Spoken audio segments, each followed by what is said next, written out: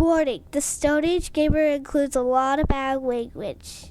Cover your mother ears.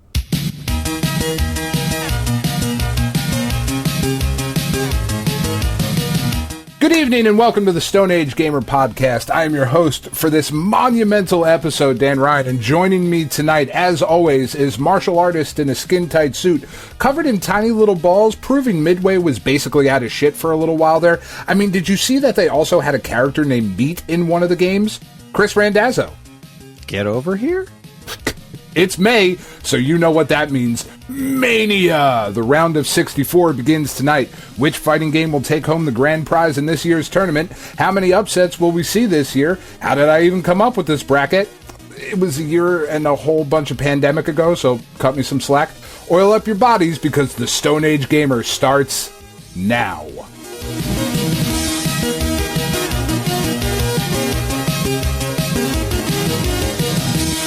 Hey. Good evening. Thank you. Good evening, friends. This is episode 358 of the Stone Age Gamer Podcast for the week of May 14th. How in the blue hell are you, Kris Randazzo? Me, I'm doing pretty A-okay today. Except I just realized my clock is wrong by like a couple hours. Oh my God, that is... power flicker at some point. That's... Why are we recording this show at 5:30 in the afternoon? I don't understand. It's my Pac-Man desk clock. It runs slow to begin with, but then I just remembered there was a like power fluctuation in the house yesterday, and that's probably what happened there. No, I'm good. I've had a really weird situation happen this afternoon that's been a lot of fun to deal with. So I do these YouTube videos for Stone Age Gamer now called Stone Age Gaming, and It's kind of like my old show Into the Vault where I just find weird stuff to talk about.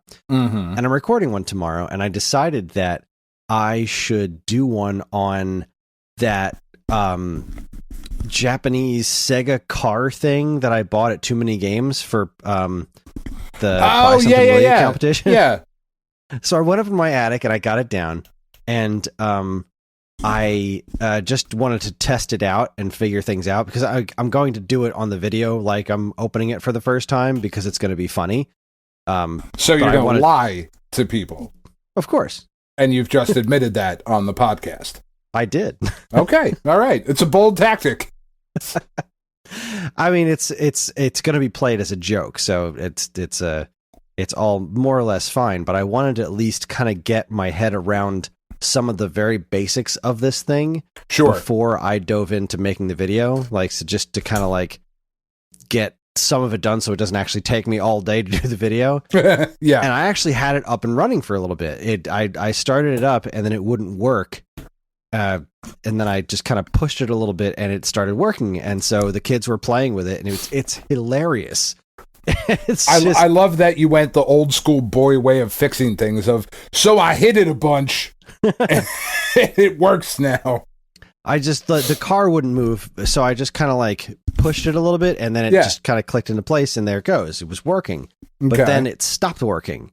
And I was like, oh no, now I need this to at least move to be able to make the video. Cause I figured I want to make sure that it can move before I make a video on it. Right. Cause if and by that point, I will have, if I was making the video from scratch, I will have wasted like at least a half an hour on this video if I could never get it to work at all. So I wanted to at least make sure that I could get it to function. So I got it to that point and it was working for a little while. And then it just all of a sudden stopped when I picked it up and moved it a little bit. And it's a problem. You touched it again. Yeah, exactly. But it was still making noise. So I cracked it open to see if I could fix it on the inside. And I figured out how it works. So that's going to be a part of the video now. It's going to be me taking apart this stupid old thing and trying to fix it and seeing if it works. So that's going to be fun. That's going to be my tomorrow. Well, that's way more exciting than what my tomorrow is. I don't even know what my tomorrow is yet, but it's not going to be that fun, I don't think. Well, I definitely also have landscaping stuff to talk about. Let's fucking get to the landscaping. Let's get the landscaping out of the way. All right. So, front of my house, there's when we moved in, we had all these trees. We took down the trees, and because fuck nature. Because fuck nature. Yeah, 100%. It's for solar panels, so it was kind of like a wash. Yeah. The trees were all old and dead anyway. Towards my little walkway, there's always been this little chunk where there are these azalea bushes and some hydrangeas. And they seem to be in their own little section. It's kind of hard to describe. There's this weird little divot in the ground that almost made it seem like somebody tried marking this off at some point, but it just never really happened. So there was like some of the nicest grass in my entire yard was growing right in this little area between all these plants. And then like it was just a bunch of weeds and random stuff around all these nice looking plants. So I've been talking about it with my wife for quite a while about how I want to section that off, and then I want to put mulch in there, but I have to like dig down the ground a little bit so the mulch doesn't like spill out over onto the sidewalk and whatnot. Sure. And I finally decided to just freaking go for it, and it came out so great. It looks awesome. I saw the pictures. It looked very nice. It changes the front of the house so much. It was awesome. I wound up taking the grass area that was there. I just dug it up chunk by chunk and then transported it into the bald spots in my backyard.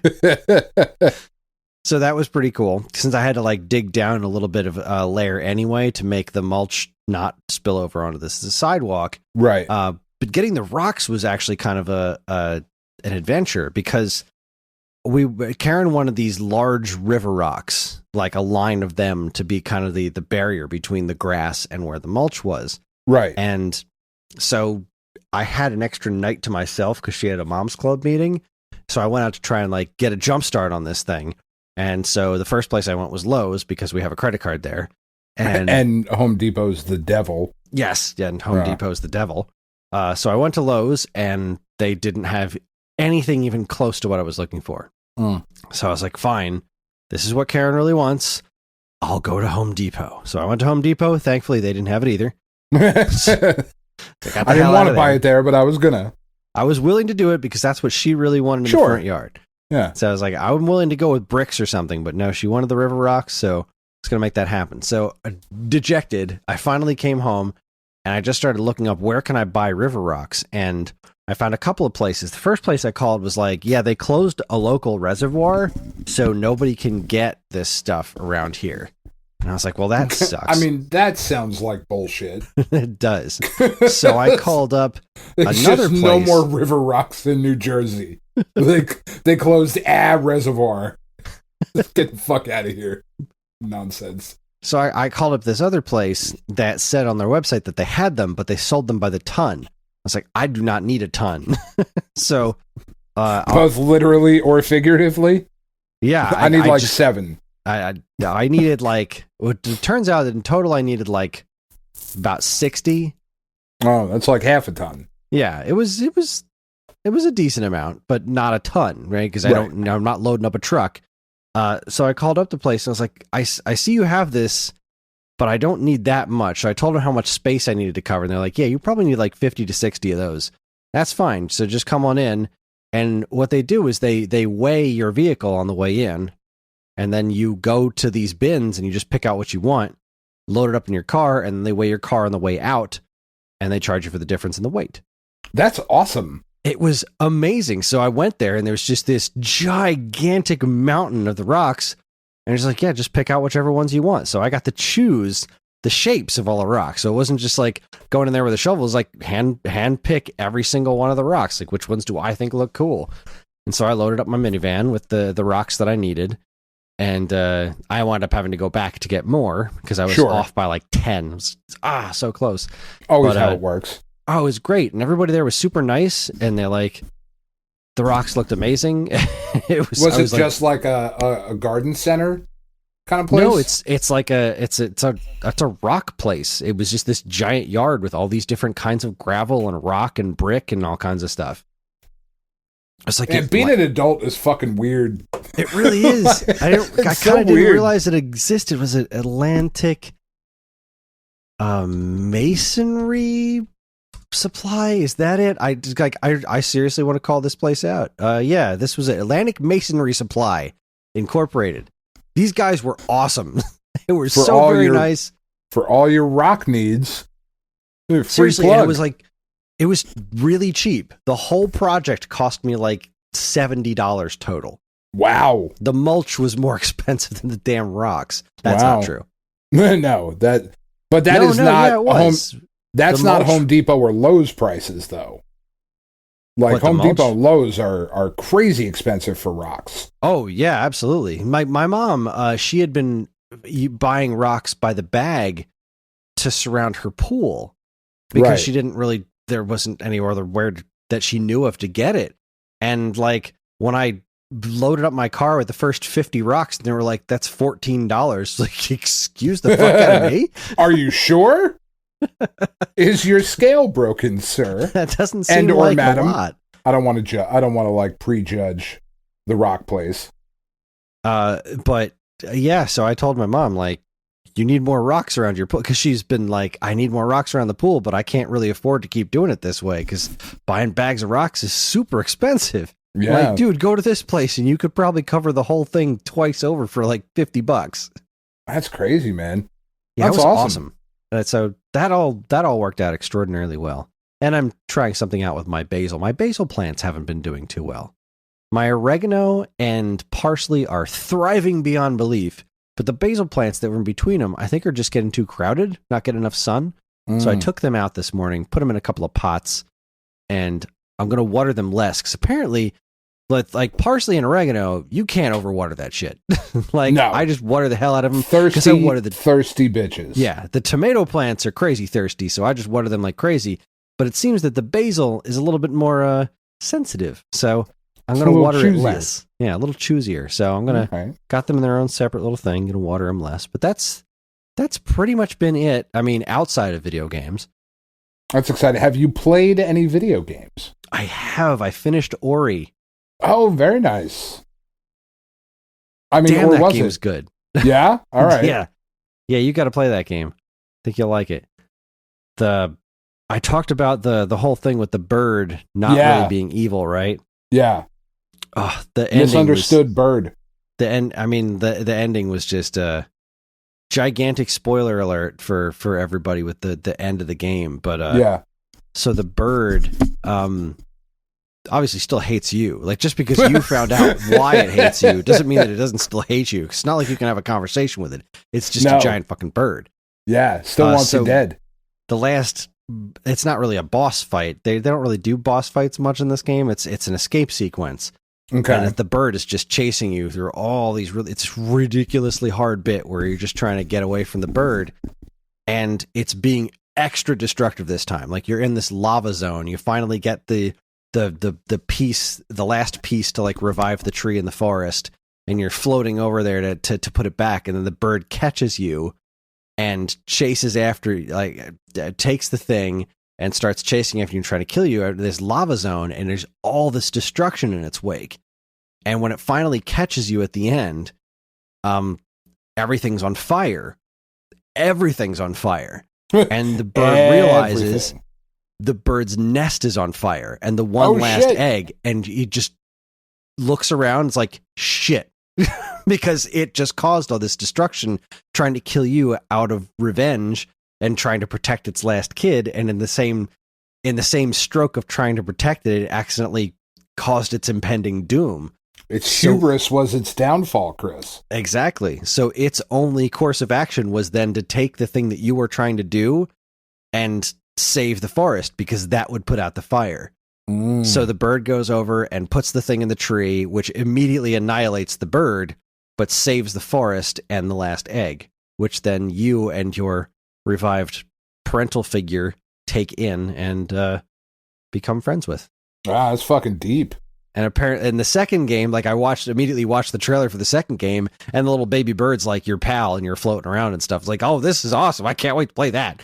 But I'm gonna because that is exactly what happened with the bird that we have with Goose. Basically the same story. It's crazy. There's lots of fire. So much fire.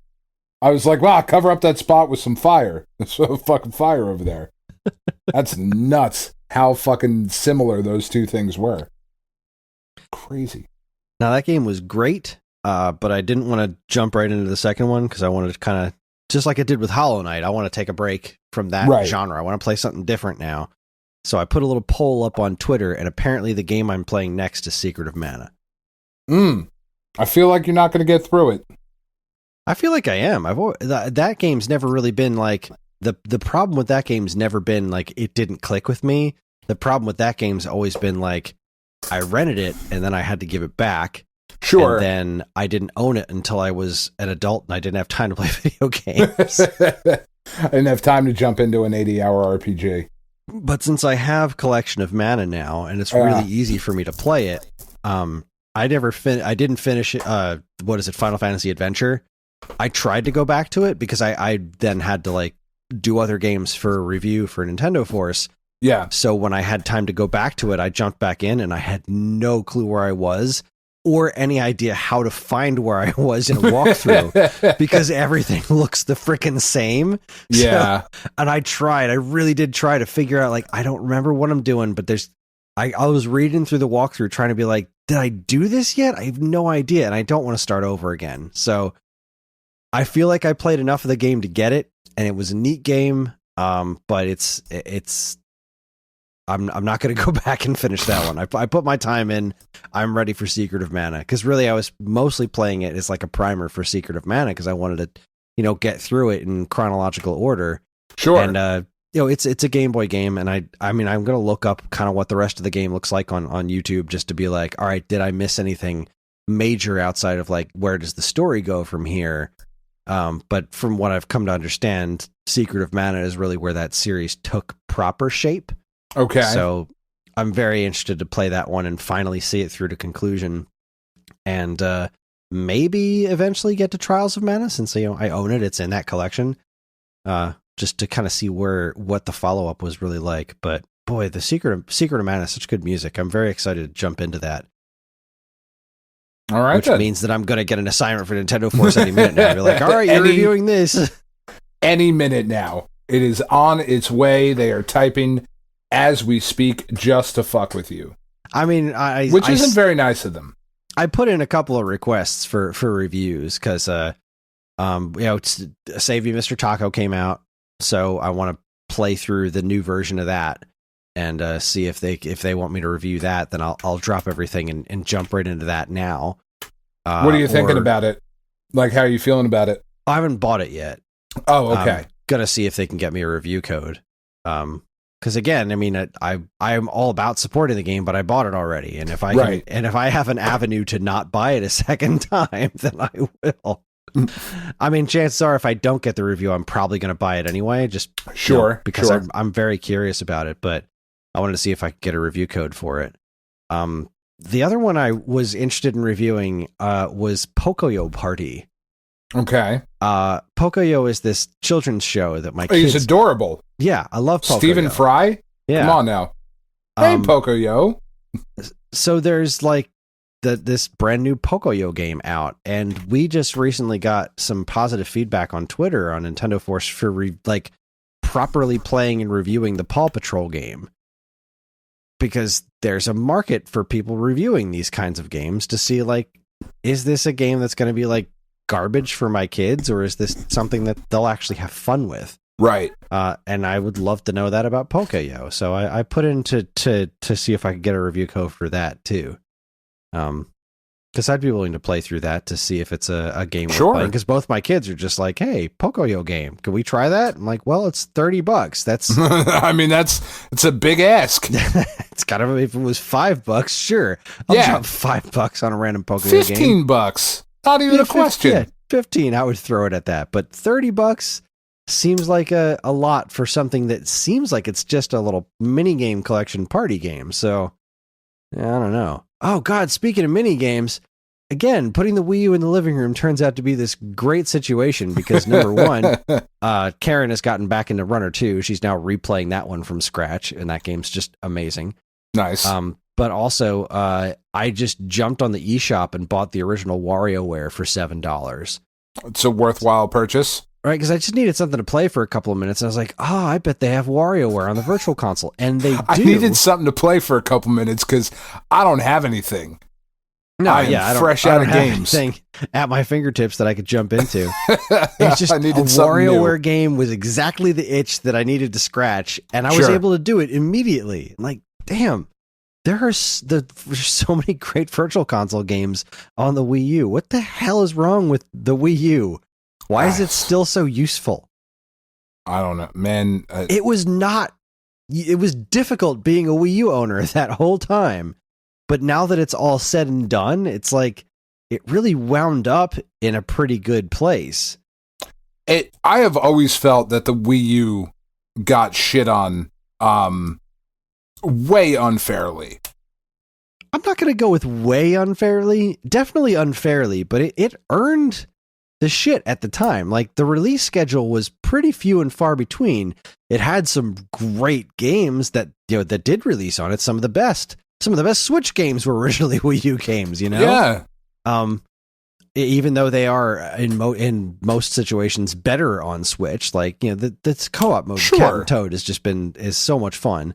And same with Pikmin 3 with the co-op mode, like, that's all great. Bowser's Fury thrown into Super Mario 3D World. I can't. Even the loading time in Donkey Kong makes that game so much more playable, for crying out loud.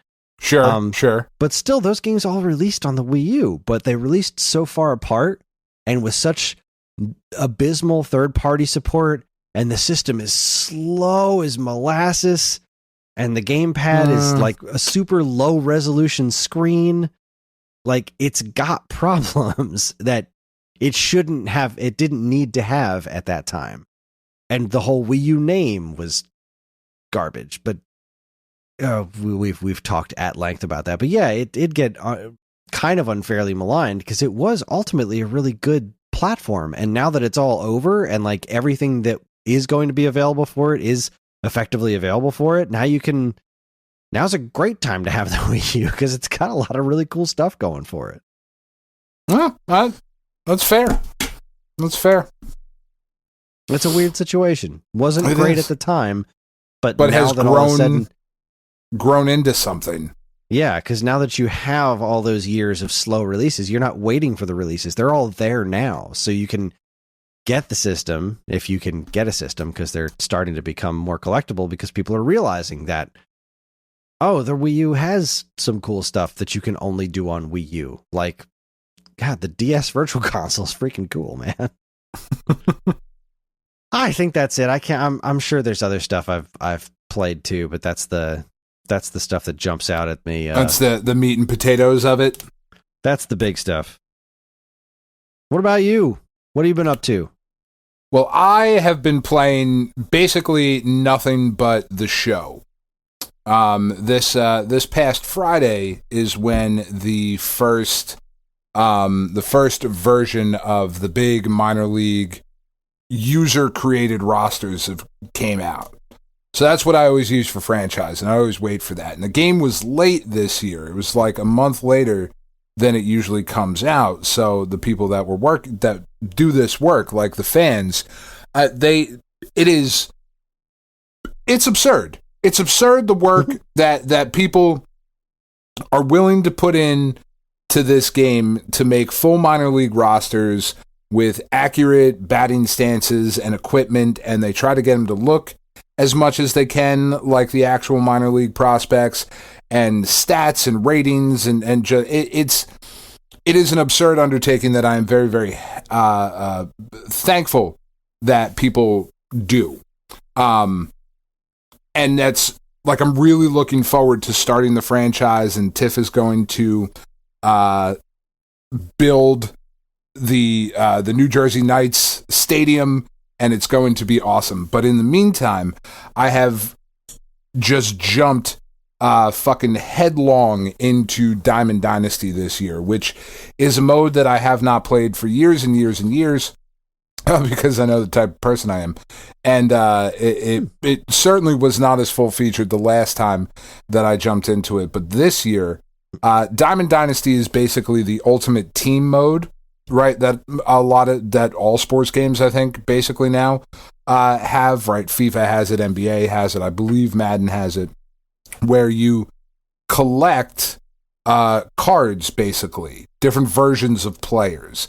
and you build a team out of those players, and then you can play online, or they have these different challenges and all of this different shit. And you get those cards either through completing objectives, which is where I got my starting left fielder is Shohei Ohtani, who is just absurd. Like, I fucking hit bombs with Shohei, like just left and right, just smashing bombs out of the fucking stadium.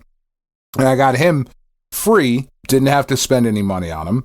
And then the other cards you can get, you can buy packs of cards with the virtual currency that's in the game. Now, you can buy that currency for real money. They call it stubs. But it is a very, very generous game, and you can field a very competitive team without spending any money whatsoever on the game, just by, earning cards through monthly rewards, through daily challenges, through all this different stuff. And as I was playing through during the last week, I was, just building up stubs, and I decided to buy 20 packs of cards, right? You buy 20 packs of cards, and you're guaranteed to get at least a silver or higher player in one of the packs. So not great odds, right? But I can't buy baseball cards in real life. I might as well buy them virtually. And when you buy the cards, there's different tiers. You have basically a nothing tier. The tears that come out of your eyes when you don't get any good cards. That too. You have the tears of the fallen. The tears of joy. Then the tears of joy.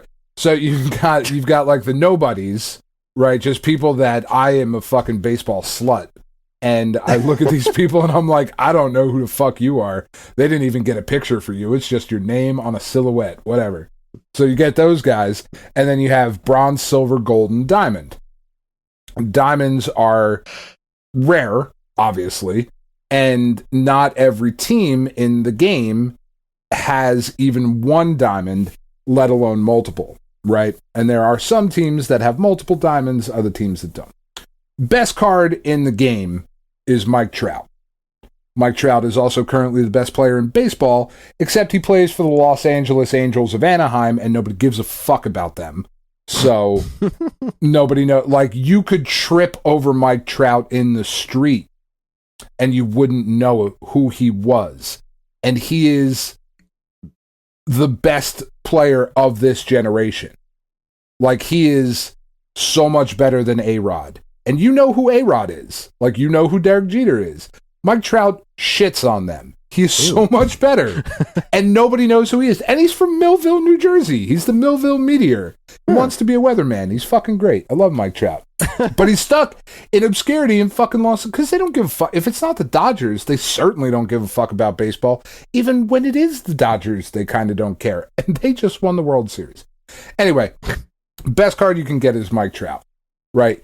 The next highest card in the game is Ronald Acuna Jr. And if I wanted to sell my card in the marketplace, because you can sell all the cards that you get to earn more stubs. If I pulled a Ronald Acuna Jr., I could sell it for 200,000 stubs.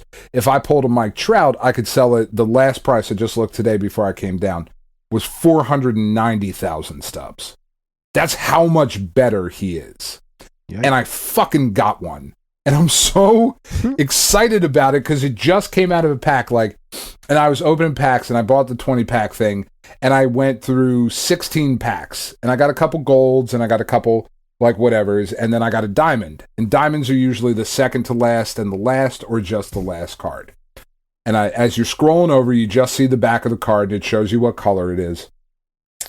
And it was diamond and I was like, oh shit, all right, sweet. Because I had gotten a couple diamonds. I'd packed a couple of diamonds before that. I got a Justin Verlander and a Bryce Harper. And I was really excited about I fuck Justin Verlander because he's an Astro. But he's a good pitcher, and I like Bryce Harper a lot. So I saw the diamond pop up, and I was like, all right, fuck. I know who I want it to be is Mike Trout or Aaron Judge or something, or Garrett Cole. But I just... fuck, I hope it's not one of the two that I already have. Whatever, let's see who it is. I flip the card over. There's this big dramatic thing where the player walks out in silhouette and like they just kind of, sometimes they're holding a bat or sometimes they just have their glove and you don't know if it's a pitcher or a hitter or whatever. It's this big silly fucking dramatic thing.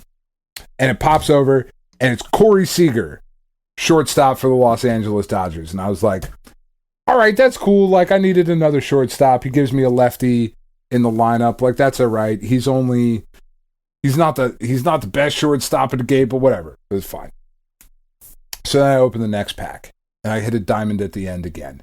And guy walks out without a bat. And I'm like, all right, it's going to be a pitcher, whatever. Like, I hope it's Garrett Cole or Jacob deGrom. Like, Max Scherzer would be cool. Like, any of these cards of, like, players that I like. I fucking flipped it over, and it's Mike Trout. And I was, like, I fucking yelled in the living room, and the family was like, are you okay? And I was like, yes, I'm fucking great. I was just so excited.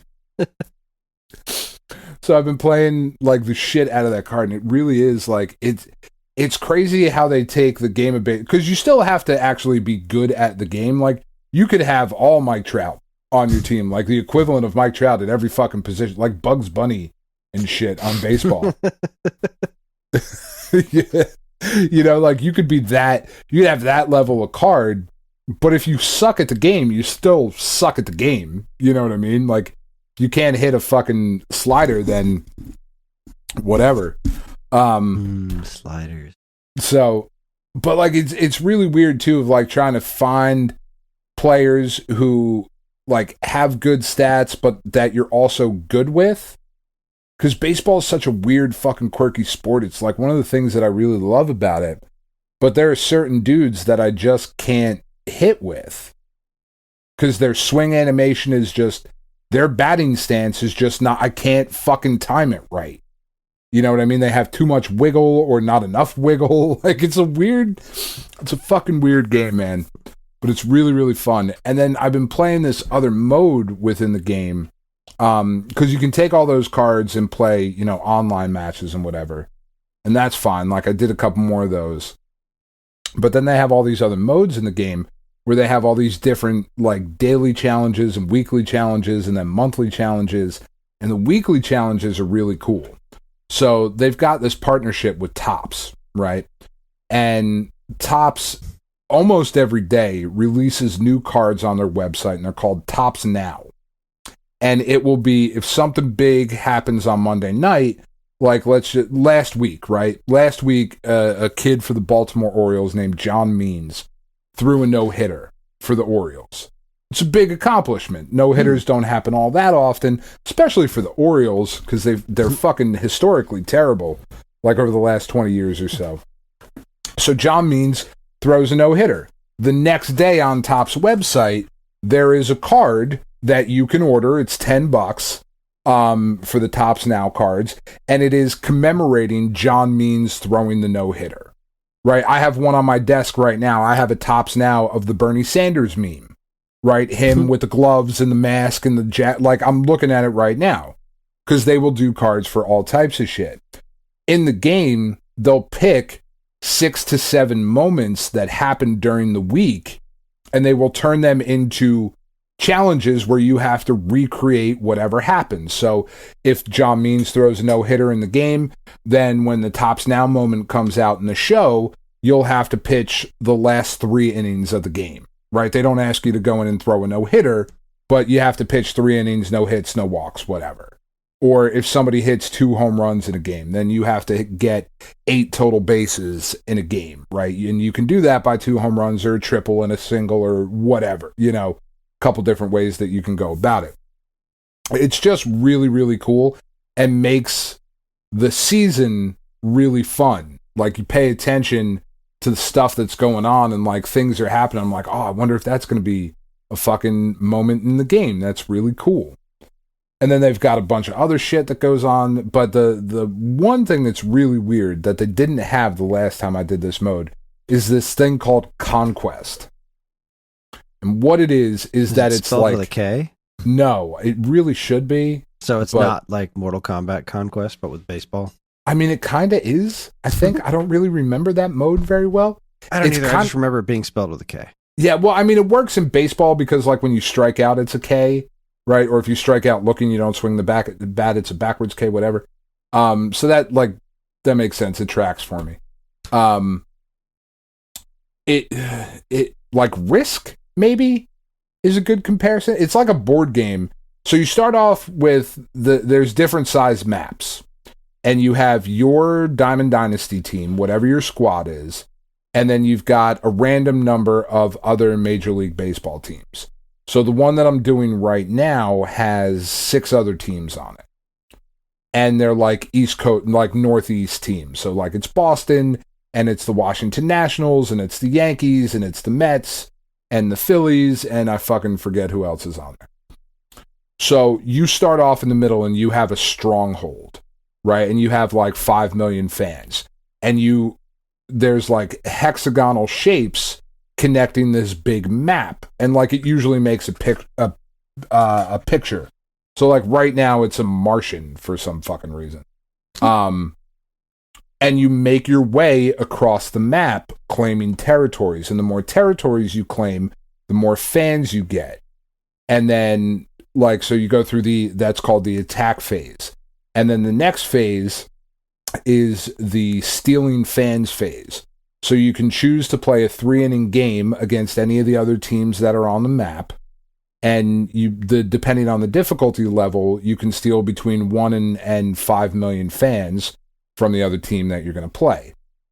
So as you're strategically making your way across the map, if I'm heading towards the New York Yankees, then when it comes to the steal fan phase, like I want to play on a level where I know I can beat them, and I'll steal some fans from them because I'm heading to take over their territory. Then you have like the reinforce phase where you get to like reinforce your troops, and then you attack again, and you can you play different games. And it's just this really weird thing where you try to dominate this entire map. And I don't know if it's any fun or not, but I keep doing it. So it's at least a little bit of fun. It's a fucking... Dude, this game is... The amount of content that's in... because it was $70 for this year's version. I was like, fuck, man, I really hate that games are more expensive now on the new consoles and whatever. But man, is there more than $70 worth of content in here. That makes it worth it. They put fucking work into this game. And I know some of our listeners are playing it on Xbox for the first time, and some of the stuff that I just went over, you might not have even looked at yet. But there's just so much in this game that, I mean, if you're a baseball slut like I am, it's just wonderful. Just wonderful. It certainly sounds wonderful. Yeah, I mean, you would hate all of this shit, but playing an actual... I would hate all of it. I don't know if you would hate it. You might actually I'd rather like enjoy old baseball games, and I do enjoy baseball, but I don't actively seek out watching it. But when I am, when Karen was really into the Yankees when we were living up in North Jersey, yeah, we would watch baseball and we would go to games, and I really enjoyed it.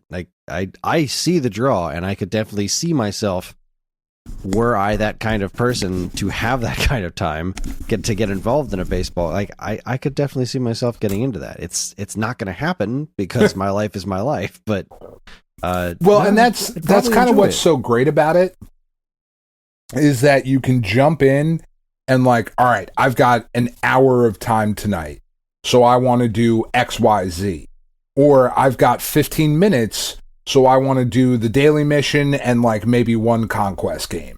You can break it up to where you can play it consistently, but there's different aspects of what you can do. Or I want to just go in and sell a couple cards and buy a couple cards and complete, because that's the other fucking thing. When you buy all the cards, you collect, quote unquote, the cards. You check them into your collection, and there's rewards for that as well. So in order to get Jorge Posada as my catcher, I have to get every Yankees card, which is fine for the most part, except Garrett Cole is 110,000 stubs if I don't pull him, and DJ LeMahieu is 26,000 stubs, and Aaron Judge is 33,000 stubs, and Aroldis Chapman is 40,000 stubs, and I could get all those guys if I sold Mike Trout, but then I wouldn't have Mike Trout. But then the rest of the Yankees, the other 35, because you have to get all 40 players on the team, whenever you collect them. Because they also update the rosters. Like if somebody drops off, they'll remove them from the thing and they'll add a different card in. They boost stats throughout the week. Like every Thursday, there's a data download where you get updated stats and cards can go gold or they can go diamond or they can drop from diamond to gold. Like, it's fucking crazy. But all of the other 35 Yankees on the team that aren't diamonds, I think cost me a total of 8,000 stubs combined for the other 35 cards. But the 5 diamonds on the Yankees are really fucking expensive. So I can't get Posada until I do that, right? So it's, figuring out, like, do I want to sell Verlander? Do I want to sell Corey Seager? I don't know. We'll see. It's fucking nuts, man. I love it. I love it to pieces. It's a great fucking game of the year. Game of the year every year. That and Portal 2. Mm-hmm. All right. So, well, I was gonna say, yeah. I think we should take a break here. I'm fucking hosting. You sit your ass down. Before we take a break, oh my God, we got to read the lists. I was getting there. You fucking. It's fine. I was gonna do it, Chris. Sorry, no, take the reins. No, fine. It's fine. We'll read the fucking lists. No, we'll read the lists. I've it's been fine. For like 300 some odd episodes. Take us. I'll read the list because I haven't brought up. Yeah, please do. No, right. You fuckers send us a bunch of lists about your Nintendo games, and apparently Chris wants to read them. So that's what we're going to do. No, you guys, so last week we did our Nintendo lists, and fucking just NES, it's an impossible choice, and I love that seeing you guys responding with your lists of like, fuck you guys, this was really hard. Because it is. It's crazy, and I really love seeing the differences. Like, almost everybody, I think, had Super Mario Brothers Duck Hunt World Class Track Meet on there. Mm-hmm. Like, that was about the only consistent game across the list. There's a ton of variety. The lists are just really, really all over the place. So it speaks to the wonderful depth and breadth of games that are available on that system. Yeah, and the difference of what were the games that were other people consider to be the most important ones to start with. So yeah, I mean, most of these are really, really good. There were a couple choices that are just flat out wrong, and I won't call them out, but all right, well, let's see. First, we got Ferg from the Atari 2600 Game by Game podcast. If you're not listening to that show, listen to that show. It's wonderful. It's pretty much the only podcast left that I do make an effort to listen to because I don't drive anywhere anymore, so I don't really get to listen to podcasts. But when there's new episodes of the Atari 2600 Game by Game podcast, I will make that happen. I listened to most of this episode while installing new blinds in my bathroom. Anyway, yeah, no, I put it on when Tiff and I have sex. So the session depends on how long the episode is. Sometimes I'm like, all right, Ferg, wrap it up, Jesus. Oh my God. Other times she's looking at me, I'm like, what? He didn't have a lot to say about that one. I don't fucking know. What do you want? This is what we decided our life would be. Well, that was unexpected. Anyway, Ferg's list. Ferg went with Super Mario Duck Hunt World Class Trek Meet, Rollerball, Monopoly, Commando, Wizards and Warriors, Gradius, Super Mario Brothers 3, and both Zelda and Zelda 2 Gray Carts. Yeah, I mean, that's a really solid list. I really wanted to get Commando on my list somewhere because I fucking love that game. I love that movie. Love that game. Yeah, man, Commando's great. I just couldn't get it on there. There's also just, complete sidebar, but there's a surprisingly good port of that for Atari 2600. Really? Yeah. That didn't make either of our lists, so it's not that good. No, I mean, I think it's somewhat expensive, and it's like a curiosity kind of a thing. Like, sure, oh my God, this works. Like, that's wild. You did it. Well done. You did it. Good job. I don't have much experience with rollerball, but I appreciate the Monopoly on there because that's a really good version of digital Monopoly. And of course, I love Wizards and Warriors. It's a solid list, sir. Well done. Let's see. Scrolling down, we got Duroc Pig. He gives us Zelda 2 Gray, Mega Man 3, Punch Out, Turtles 2, Mario Duck Hunt Track Meet, Kung Fu, RC Pro-Am, And Top Gun came out to $99.47 on price charting. It hurts me greatly cutting Mario 2 since it's my favorite Mario game. Yeah, mine too, man. I wanted it on there. Ferg also agreed with that. Oh, up there. Let's see what Ferg cut was Pinball, Elevator Action, Mario 2, Rygar, Contra, Punch-Out, and To the Earth. Cool call with To the Earth. That's a good game. Yeah. Let's see. We've got Janich 87 with Metroid, Mario Duck Hunt World Class Track Meet, Mega Man 3, Tetris, Chip and Dale Rescue Rangers, Super Spike V-Ball, and Super C. He rounded my numbers up to $100 even. Tried to do a variety of action, platform, puzzle, multiplayer, and sports, and Metroid is my favorite, so I can't cut that. It's hard to do it. It's a hard game to cut. Is. Sorry, was thirsty. Had to drink some water.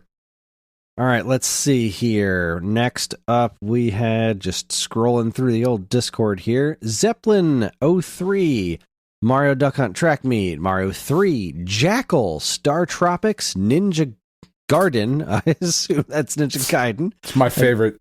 And Castlevania got him to 9806.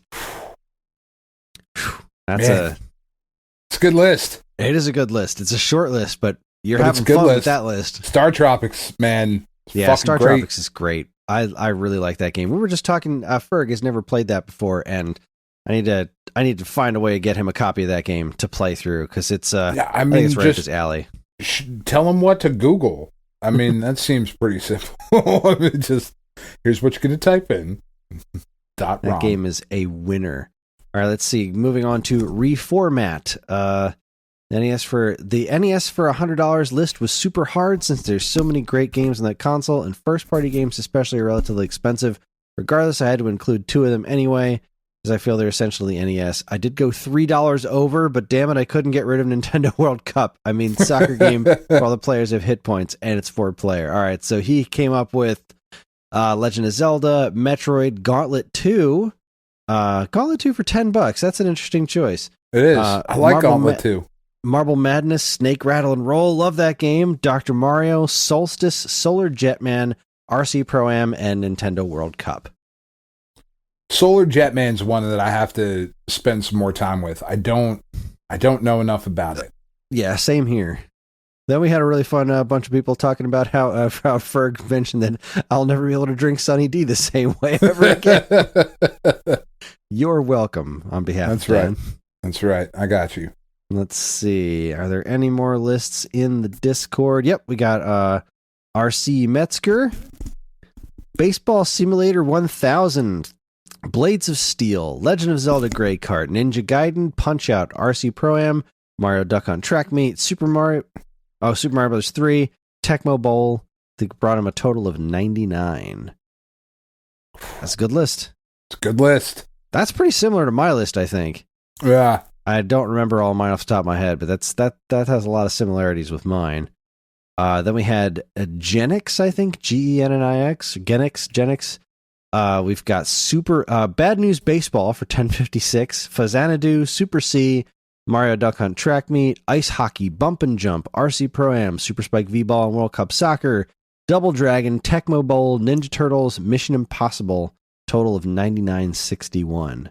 Nice. I did appreciate the Super Spike V-Ball love that I saw on a bunch of lists. And I'm great so fucking game.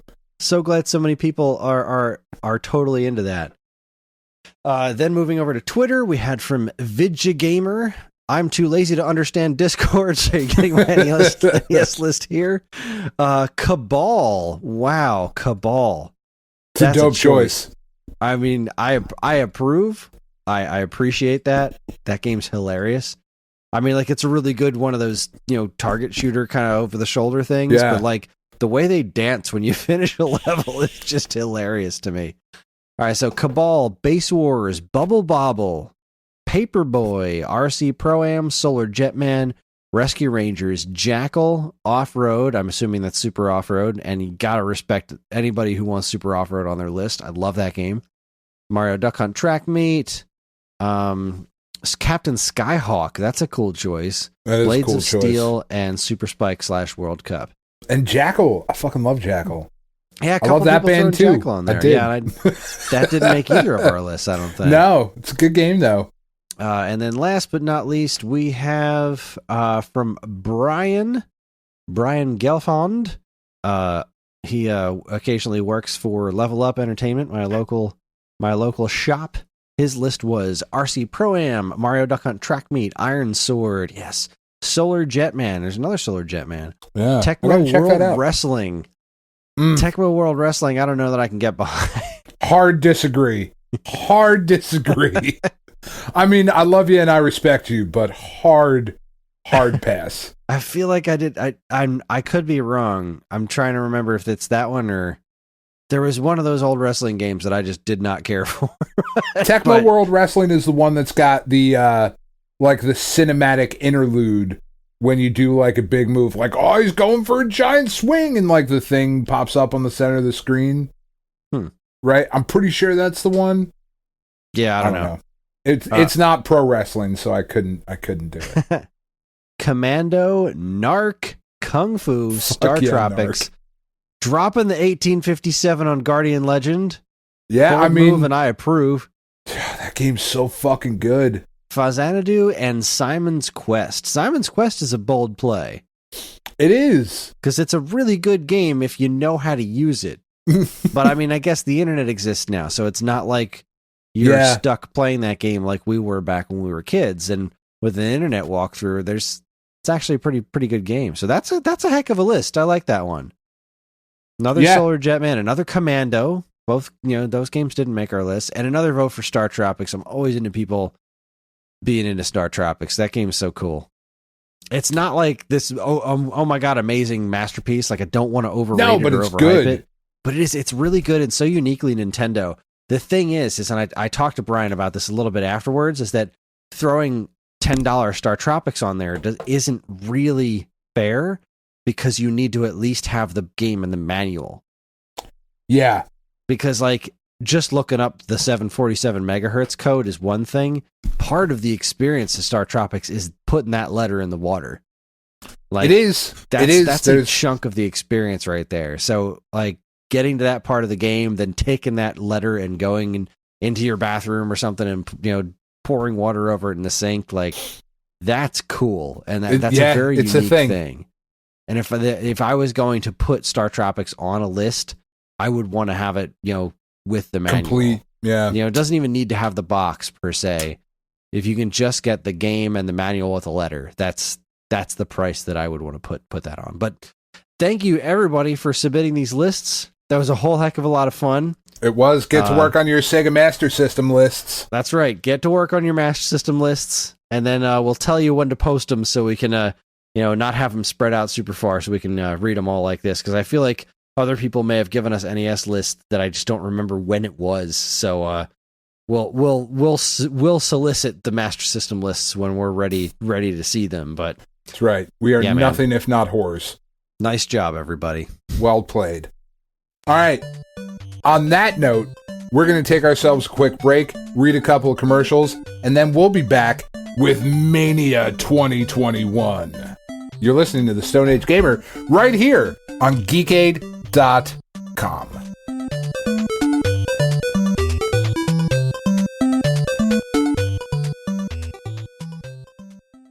And now, here's a quick look at some of the other original content available now from our partners and Geekade.com. First up, returning from their brief hiatus, I believe that's how you spell it and say it, Sparkcast has returned with another round of hilarious U-Bios. Toy Bios. No, okay, Toy Bios. Okay, that says you. I wasn't sure what the joke was. I wrote this commercial for TWEP, and I didn't fix it there either. Okay, so Sparkcast has returned with another round of hilarious Toy Bios. See, because I thought maybe you were saying BIOS, like an operating system, because they're Transformers. Anyway, this time they're reading the official descriptions of the original 1985 Constructicons and motherfucking Devastator. I loved Devastator. I want a new... I want one. I don't have one in this room, and it makes me sad. Each new bio is more absurd than the last, which, as you can imagine, means the absurdity flows like Energon by the end of the show. Don't miss Sparkcast episode 43, Toy Bios, the Constructicons and Devastator. Next, after 50 episodes, it seems that we here at Geekade must say goodbye to our tabletop gaming podcast, You Shall Not Pass Go. Yes, we have been informed that the newly released 50th episode is going to be the last. Alex joins Dave to say goodbye and chat about Magic the Gathering Arena, Falcon and the Winter Soldier, Mortal Kombat, and Disney World. But wait, what's that I hear? Is that hope on the horizon? Yes, it is! With You Shall Not Pass Go coming to an end, a new podcast shall rise in the form of a permanent team-up between Dave and Alex called DNA Nerd-Blooded. Get it?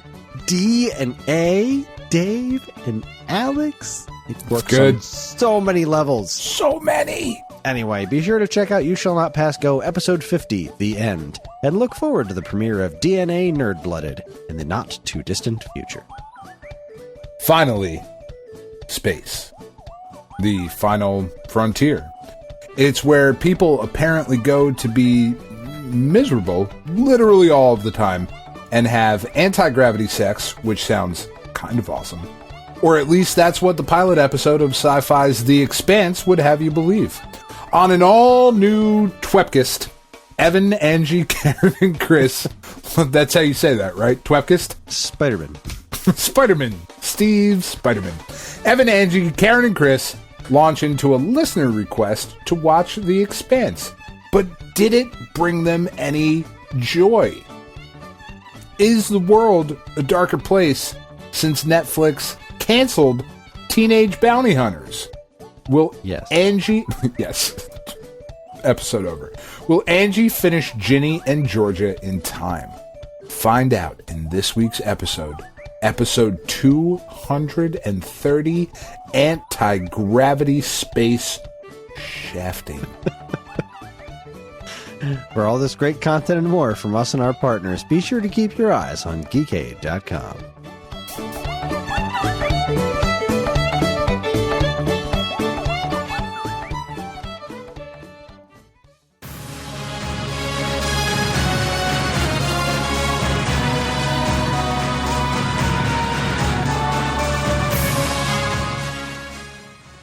Oh, and we're back.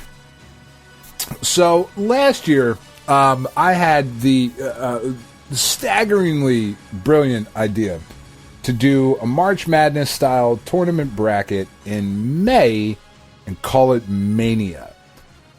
We did adventure games last year in which we did not include adventure, which is fine. It wouldn't have won. We were doing a thing with Patrick. It was whatever. We pulled in games from his book, The Minds Behind Adventure Games.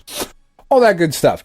And it went surprisingly much better than this kind of shit that we come up with usually does. So we decided that we would do it again. So last year, like I literally, I think a day or two after we recorded the finals of the tournament, I went and put together a list of 64 fighting games and 64 RPGs. And a few weeks ago, Evan sent us a very private and very sexy message about a trailer for a Street Fighter movie that, unbeknownst to us, was apparently 6 years old. But as we were sitting there going, what are we going to talk about? I was like, oh, it's fucking May. Let's do Mania. We'll talk about this Street Fighter shit. We just watched a Mortal Kombat movie. It'll be great. And it's going to be great. The problem is, I don't remember the reason I put these games against each other. I think it was about total sales or reviews maybe on Metacritic. I don't fucking remember, but it's going to be interesting. So the way it's going to work is just the way a March Madness, and you're all sports fans. This is nothing you don't know. But we start off with the sexy 64, and we take 4 divisions: the Northwest, the Southwest, the Northeast, and the Southeast. We put the games against each other: the 1 seed versus the 16 seed, the 2 versus the 15, so on and so forth. We make our way down to the Thirsty 32. Next week, we'll finish it off. This week, we're only going to get through the first round of the Sexy 64 because there's fucking 64 games for us to talk about. My buddy Rob, who did our tiebreakers last year, also did the tiebreakers this year. I have not looked at this list or Rob's choices until now. I just linked him a file, so I hope it was the right one and he wasn't just fucking with me. We're going to find out as we do the show. Kris, are you ready? I'm as Mania? ready as I'm going to be. That's right. All right. I am a maniac. Are you a maniac? You got to stretch it out a little bit. Let me hear you. There, yeah. Oh man, there it is. Man, how you are not a national sports broadcaster is fucking beyond me. I tell you, Dan, I'm in another situation where on one of my screens, somebody's making breakfast sandwiches, and I'm just like, man, I want some pork roll right now. Who fucking does it? Yo, so we, quick sidebar, we ordered from diner. I don't even remember what the fucking name of the diner is. Somewhere, a diner in the town around. It's New Jersey. There's a million of them. But I got a Jersey burger, and it was a regular burger. Like a good diner burger, fucking thick as shit, good cheese. But it had pork roll and an egg on it, and it was like up there with having children as far as good decisions that I've made in my life. It was so fucking good, like a runny egg. Oh my god, he bit. Yeah, that grosses me out. Oh, dude, you lost me at the egg. But no, I mean you put a fucking scrambled or fried egg on there, like whatever. Egg on a burger is great. I'm just not into the egg on burger, but throwing some pork roll on there, that's a plan. Pork roll on a burger with fucking a good that. Garlic aioli. We got barbecue it's just for Mother's mayonnaise. Day. Yeah, because for some reason, like that's just what Karen wanted. She's like, "There's a local barbecue place I'm meaning to try," so we tried it out. And the beans that they gave us, at first I couldn't figure them out. Like, these are really good, but there's a flavor in there that I'm not used to having with beans. And what is it? It's fucking garlic. Oh, They're that's like awesome. Giant hunks of garlic in with the baked beans, and it was so good. I spent so many years of my life not eating baked beans because my mom didn't like it, and it's one more reason that I don't talk to her. It's like, you fucking denied me this shit, you horrible woman. Fucking terrible person. We My God. We were having Karen had some fully vaccinated friends over because she's fully vaccinated, her friends are fully vaccinated. I'm the only sucker that has to wait till Thursday to get my last shot. But that's right. They had them. You're over. The only one living on the edge. Yeah, but it was Cinco de Mayo, and we were having a taco dinner. Sure, she was naturally. Like, are you okay if we have my friend over and her two kids for dinner? Like, she likes tacos. So I invited her over. I was like, well, she better like tacos, because if she doesn't, then she's not welcome in my house. It's a weird fucking night to invite her over. We're having this thing you don't like. You want to come on over on purpose? Enjoy not eating. Just watch us. Enjoy looking at us. That's how fucking great we are. All right, Mania. All right, starting in the Northwest Division, Kris. I don't think there's going to be a ton of upsets here in the Northwest Division, but we'll see. So the 1 seed Soul Calibur for the Dreamcast against the 16 seed Primal Rage for the SNES. That's not even a competition. It's obviously Primal Rage. Why the Super Nintendo version? Because that's what came up as I was looking at the list. Again, it was a year and a lot of pandemic ago. I covered this in the open. Cut me some slack. I mean, it doesn't matter. I would say in general, Primal Rage, you would have to do the arcade version. But even still... yeah, whatever. And I don't want to discount Primal Rage. No, right? I love Primal Rage. That game was really cool. It was very cool. It's not very good. No, it's awful. But I mean, it's awful. All right. It's like not Rise of the Robots, but it's which I think is on cool here somewhere. Again, I have not looked at this list. I don't remember if Time Splitters is on here. But like, cool, not good. It looked neat. The digitized like animals and shit was different.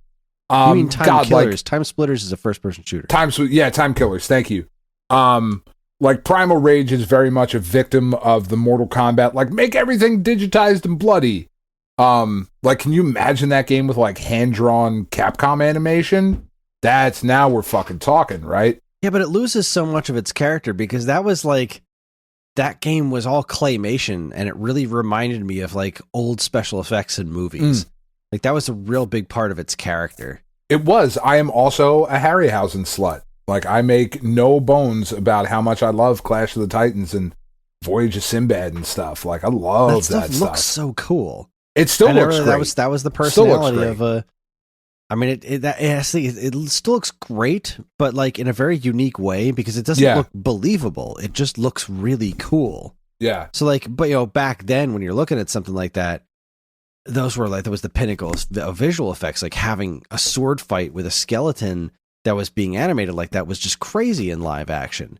But you look at it from the lens of today, and it's not believable at all. But it somehow is believable because there's a certain amount of tangibility to it that doesn't exist with a lot of CG stuff. So I don't know. Well, and there's just a charm to it and whatever. But does it take down Soul Calibur? Not even fucking a little bit. No, like, it's Soul not even a Calibur's question. A damn masterpiece. Yeah, I mean, Soul Calibur might run away with this entire bracket. Like, we'll see here, but we'll see.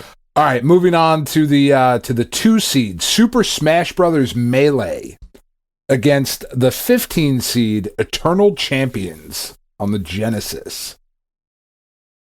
I mean, I gotta go with Melee. Yeah, I mean, I'm typing in Super Smash Brothers Melee. Oh, so you're keeping track of this? All right, I don't have to. Yeah, I got it. I was started up a sheet, but yeah, no. I'm a good host, Kris.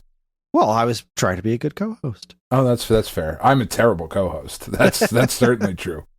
I mean, Smash Melee. I don't have any real love for Eternal Champions. I never really. No, like it was cool, and like I know people wanted to like it a lot more, and like, you know, if we're being honest, it's not as good as like people might remember it to be, but like whatever, it's fine.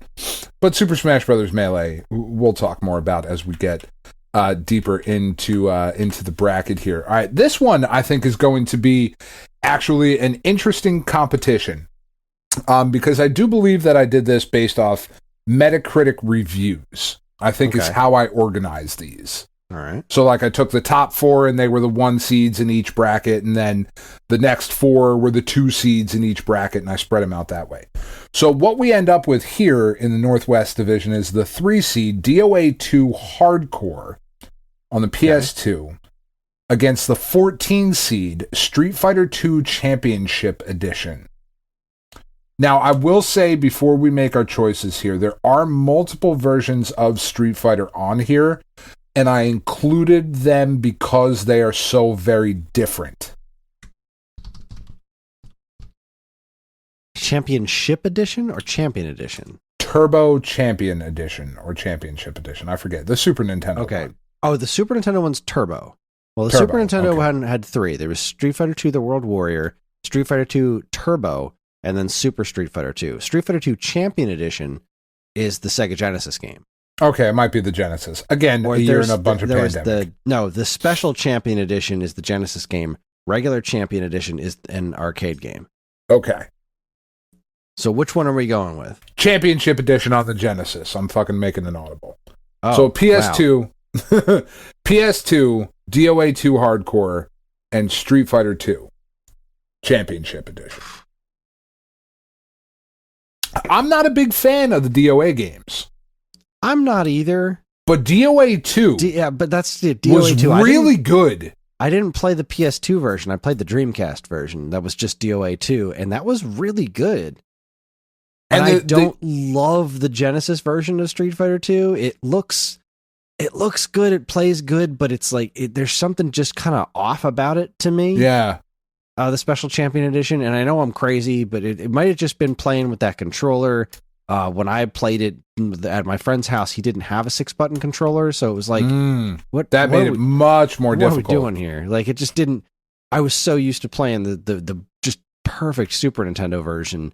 Yeah, I didn't love the Genesis one, but it's still Street Fighter 2 Champion Edition. That said, that specific version against DOA 2, like, DOA 2 has a lot going for it, and I gotta go DOA 2. Yeah, I think that's a tough call.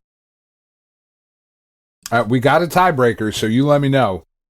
If you want to put it to the tiebreaker. I'll put it to the tiebreaker. I Just have for to kind of funsies? lean towards that. I mean, just kind of have to lean towards overall.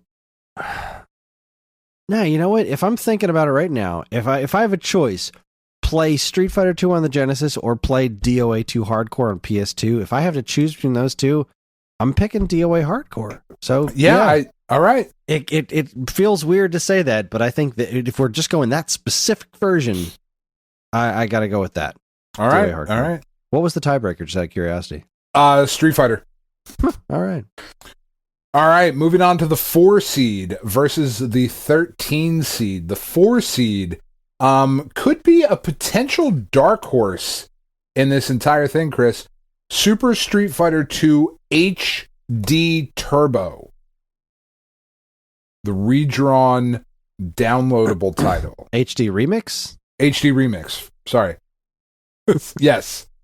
HD Remix. I don't know why I wrote HD Turbo. I think it's called Super Street Fighter 2 Turbo HD Remix is the full name. I might have shortened it because I had a bracket to your fill fingers out. got tired from typing all those goddamn words. The fucking HD Udon drawn fucking Super Street Fighter 2 on PS3 and 360. Gotcha.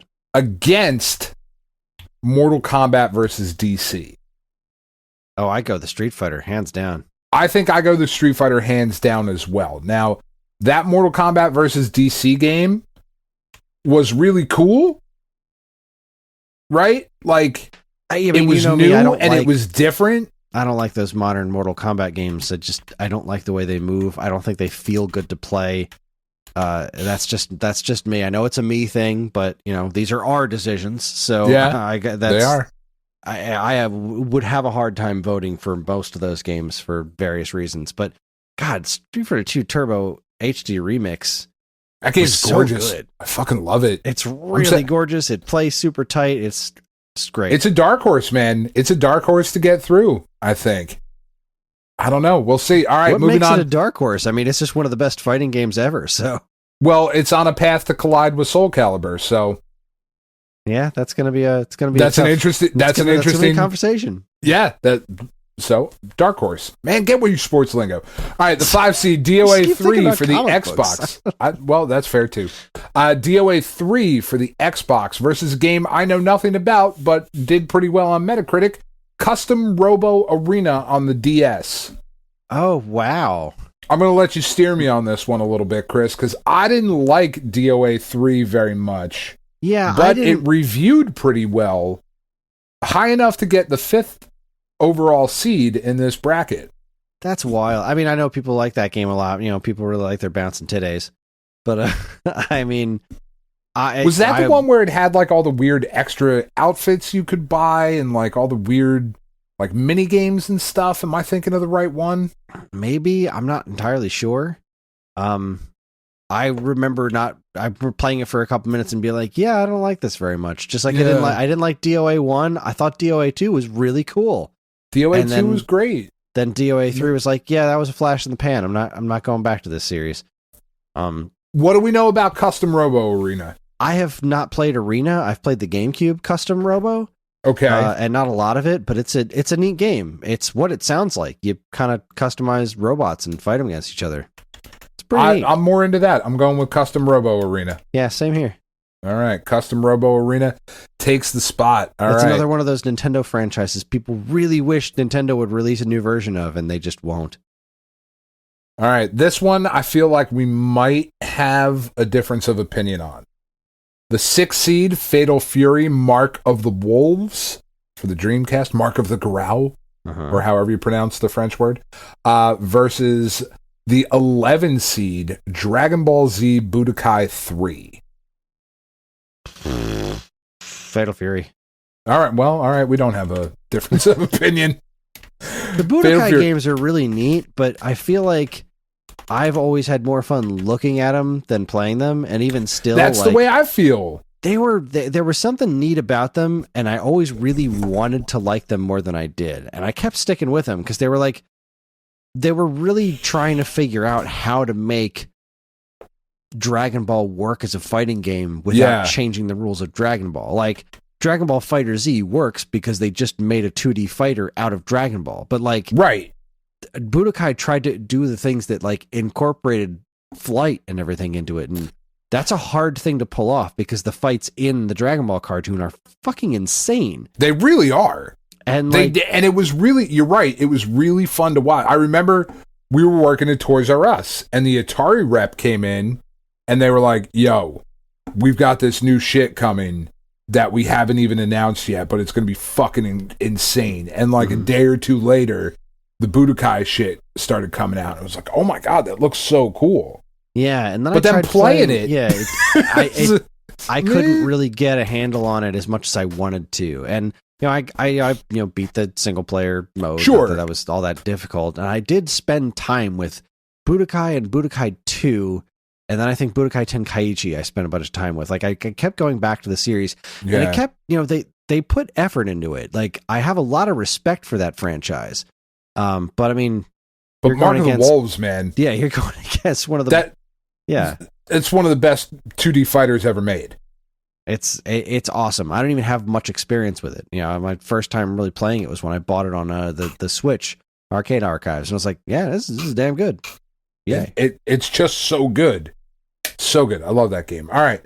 The 7 seed, Soul Calibur 4 for the PS3 and 360 versus the 10 seed, Gundam Battle Assault 2. I mean, I got to go with Soul Calibur 4 by default because I've never played Gundam Battle Assault. All right. Soul Calibur 4 I wasn't crazy about. I wasn't either. I thought that might maybe be a conversation there. And if it was up against most other things, it probably would be. But like, I don't know anything about Gundam Battle Assault. I've never really been a big Gundam guy. I don't remember hearing good things about those games, but reviewed well enough to make the top 64 fighting games. So yeah. I mean, that was the Soul Calibur with the damn Star Wars characters in it. And like, yeah, I mean, I really liked playing as Yoda. It was silly, but I liked it. I enjoyed it. It just made me wish that they had said, okay, make a Star Wars fighting game using the Soul Calibur engine. That's what you do. I've been screaming that for years. Nobody will listen to me. All right, the final matchup in the Northwest region. The number 8 seed, Skullgirls, for the PS3 360. Which I don't know if you have a ton of experience with, Kris. Versus the 9 seed, Project Justice, for the Dreamcast.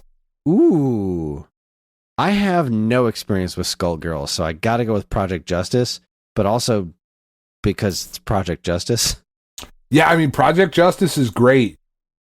I got to go Skullgirls. That game that breaks my heart every single time I look at it. That really sucks. It's just a ruined disc.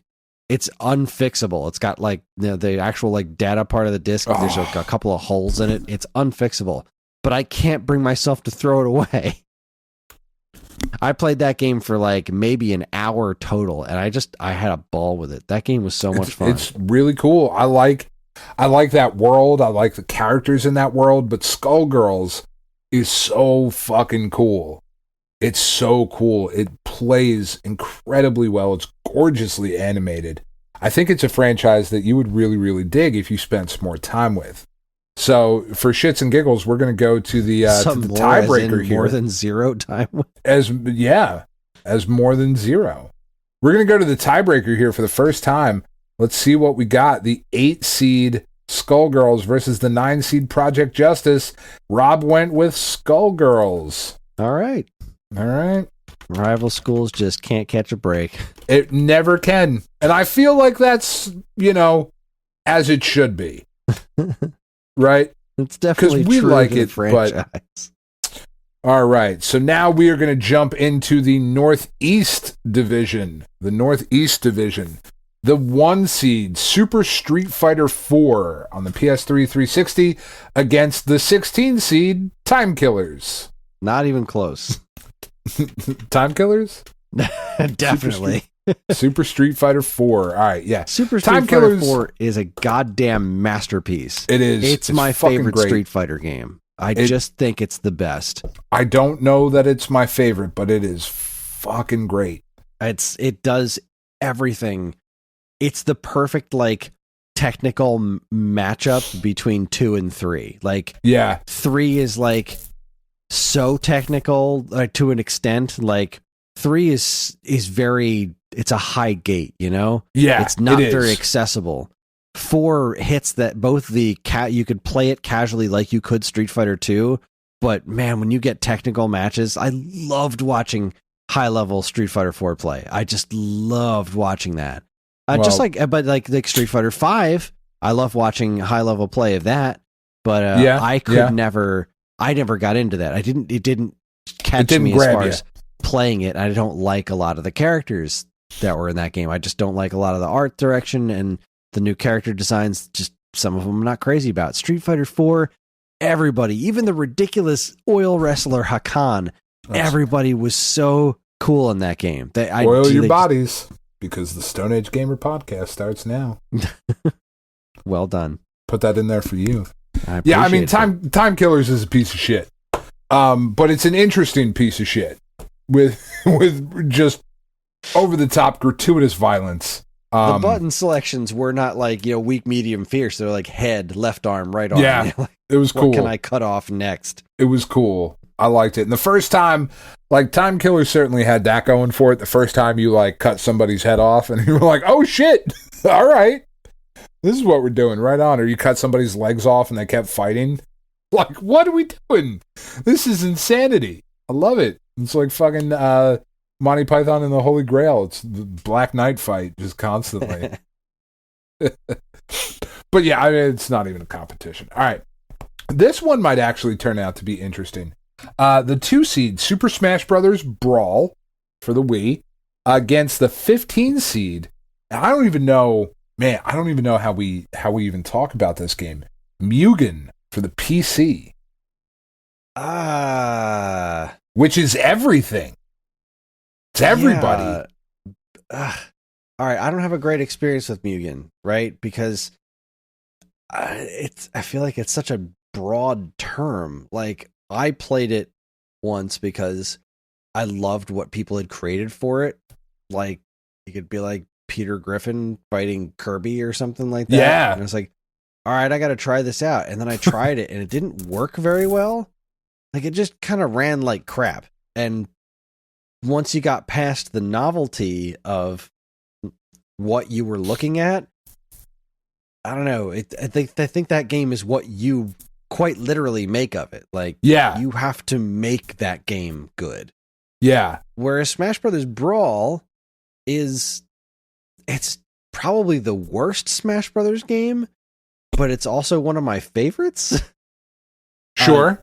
Because it had the ambition of that game, that absolutely insane story mode that has those really ridiculous, Square Enix produced cutscenes in there of Pit and Link teaming up. Yeah, there's some insanity. Ganon in a spaceship and Taboo. It's just dripping with anime nonsense, because how could it be anything but that? You're trying to add a story to frickin' Smash Brothers. It's nuts. Yeah. I mean, I gotta go with Brawl on that, just because the sheer breadth of content in that game. Besides the story mode, you have all the trophies with all the descriptions of who these weird characters are. It was what brought Kid Icarus back into the mainstream. It was the first Smash game with third-party characters, and the first third-party character was Solid Snake. That's pretty fucking cool. That was awesome. And the conversations, the codec conversations that were in there, also very cool. That's just insane. They got the whole freaking voice cast to come back and record these conversations. And you know how I feel about Smash Brothers. I don't like it. Of course not. But you can certainly get a whole lot of joy out of booting up a YouTube video of all the codec conversations, because I don't disagree. I want to, because I don't want to have a bunch of Smash Brothers here at the end, but yeah, you're all right. Yeah, and again, it's another one of those situations this really just comes down to what it's up against. And I don't think I don't even know that I don't know that I agree with Mugen even being on this list. But you fucking take that shit up with Metacritic. Noted. All right, this I think get James Metacritic on the phone. Please do, James Metacritic. He's a fucking asshole. This, I think, might be an interesting conversation. Let's say the 3 seed, Tekken 2, versus the 14 seed, X-Men versus Street Fighter. Oh, X-Men versus Street Fighter. Really? Mike, I love X-Men versus Street Fighter. I like Tekken. But I do too, Tekken. but Tekken 2? Look, not Tekken. I get it. Tekken I get 2. What you're saying. I've never been a huge Tekken guy, so even Tekken 2, I didn't spend a lot of time with. I spent so much time with X-Men versus Street Fighter, and that was the first fighting game that I had ever played that was tag team like that.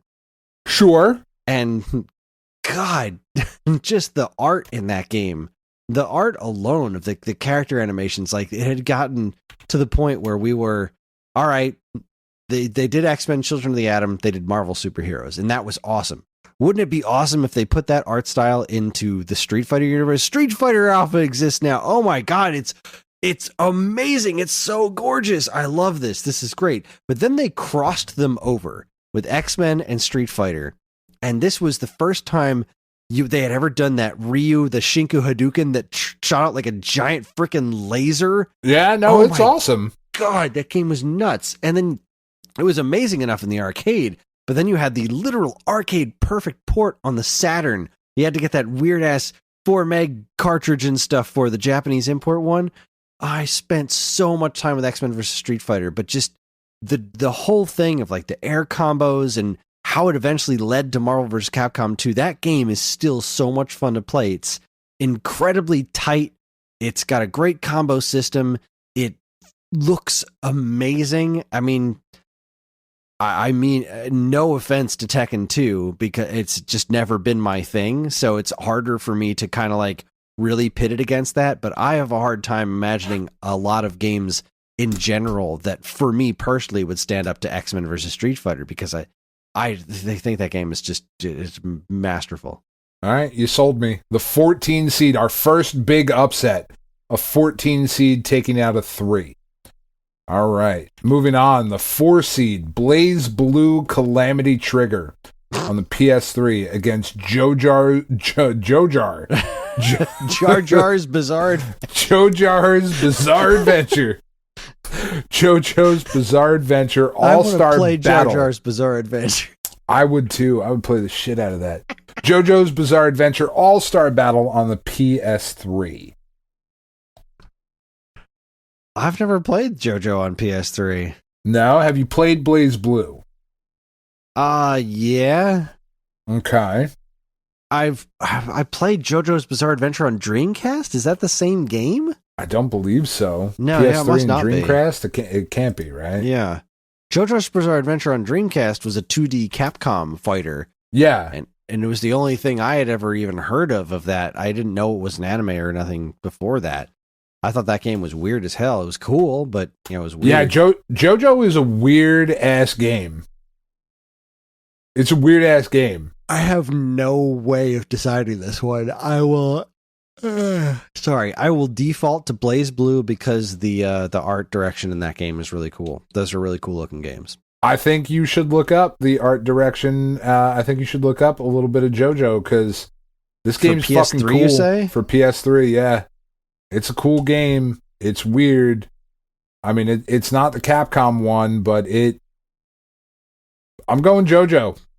I disagree just so I can pull up and see what Rob said. I mean, look, yeah, this JoJo one's super cool, but I mean, if I'm choosing between 3D cell shading and, gorgeous hand-drawn animation, I got to go with Blaze Blue. So yeah, that's fair. Rob, I'm not going to be horribly upset either way, but that's my vote. Nope, Rob agreed with you. All right, Blaze Blue Calamity Trigger. Calamity Trigger. I can type. All right, the 5 seed, the Mortal Kombat Reboot. All right, okay. So we've talked about how we feel about these games. You and I feel very, very similarly. God, what number is that? 7. Sure, let's go with that. 8, maybe? I don't know. So we're not talking about the first quote unquote reboot, which was Deadly Alliance? You just mean the game that was called Mortal Kombat, right? On PS3 360. Yep. Against the 12 seed for the GameCube, Godzilla Destroy All Monsters Melee. Oh, damn. I mean, look, Mortal Kombat Reboot's cool, but Godzilla Destroy All Monsters Melee is also cool. So, that's where I'm at. Yeah. Gotta go with that one. Sorry, Godzilla. Mortal Kombat. Yeah, and no, like, that Mortal Kombat's pretty good. Because that one was like straight 2D, right? Like, it was still the 3D animations that I don't like, but it was like, we're ditching this whole 3D combat angle and we're just going to make this a 2D fighter again. Yeah. And I liked that. I did have more fun with that than I had with previous iterations of Mortal Kombat to that point.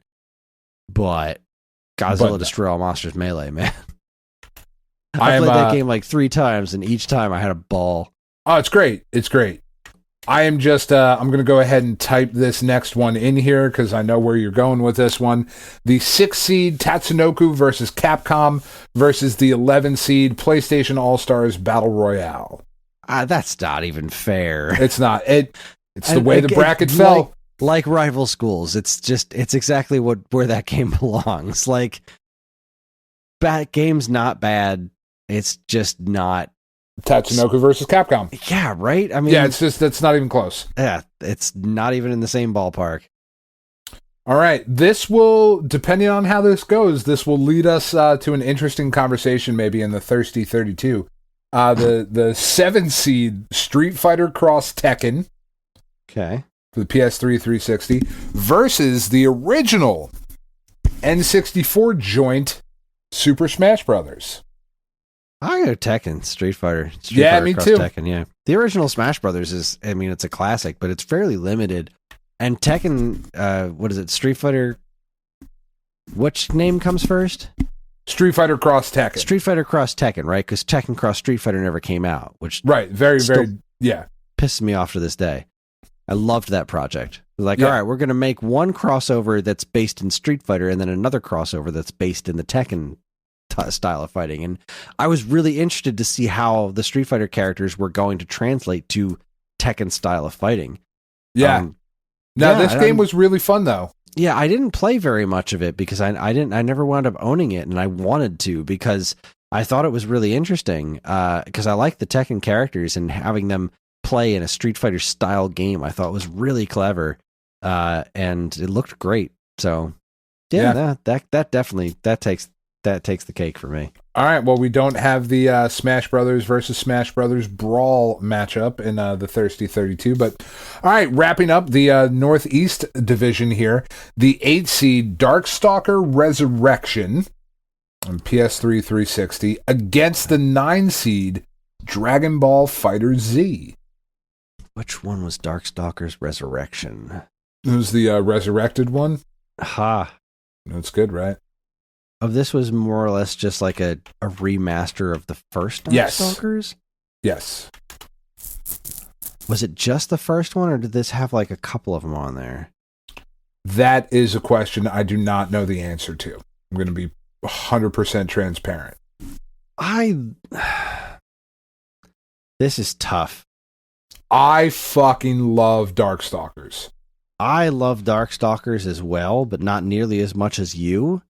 Yeah. And I think Fighter Z is ridiculous.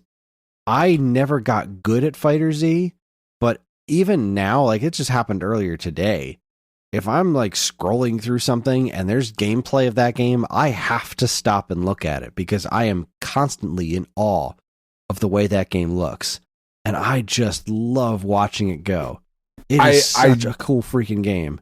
I don't disagree. It is one of the most frustrating games I've ever played. Because playing that online, like, which is the way we play competitive fighting games now, that is just, can I trap you in a corner? And that is what the matches tend to boil down to a lot, and I don't understand how to get out of that. But that's a failing on my part, I think. I just don't know how to play the game right. And it doesn't do a very good job of teaching you how to play the game right. No, it does not. I stopped playing it, but I will always watch people play it because it's fascinating. And you also kind of have to respect the roster on this game. Like, I do. Still tossing DLC at this game. Yeah, and that's bananas. That is awesome. The Darkstalkers Resurrection, just so that we have all the information, is a compilation of Night Warriors, Darkstalkers Revenge, and Darkstalkers 3 with HD visuals and online multiplayer, unlockables, whole bunch of stuff. So it's all 3 games. That's pretty darn cool. I still have to give the nod to Fighter Z. All right. Well, we are going to the tiebreaker, and Rob says Fighter Z. Holy crap, really? Yeah, Rob is agreeing with you this time. Huh. I am shocked. I really thought he was going to go Darkstalkers. I feel like Darkstalkers is such a popular thing. I fucking love it. I wish they would make a new one, but the people who love it really love it. And I really don't want to disparage it. It's just every time I've ever played a Darkstalkers game, I've always thought they were cooler than they are fun. Not to say that they aren't fun. I get that. Like, I do. And it's the same thing with Dragon Ball Fighter Z. So it all boils down to which one do I think is cooler? And I think Dragon Ball Z is one of the coolest things ever. So yeah. All right. Moving on to the Southwest bracket. All right. And this, I think we'll have some more rapid fire ones here in this one. The 1 seed, Tekken 3, against the 16 seed, War Gods. War Gods is trash. Yeah, it's garbage. I try not to be like that mean. I'm sure some very nice people made that game. Sure, that game's garbage. Yeah, that game gets a big thumbs down from me. Yeah, Tekken 3. I haven't played or seen that game in so long. I rented it. I want to see what it looks like. I remember renting this game and being like, what the hell is this? Yeah, no. I need to see this in motion again. You can keep going. I gotta look at this. I want to see it again. The 2 seed, Soul Calibur 2 versus the 15 seed, Street Fighter EX Plus Alpha. Not even close. Not even close. It's Soul Calibur 2 all the way. Oh my God. Right. War Gods. This is so bad. The 3 seed. So bad. Yeah, it's bad.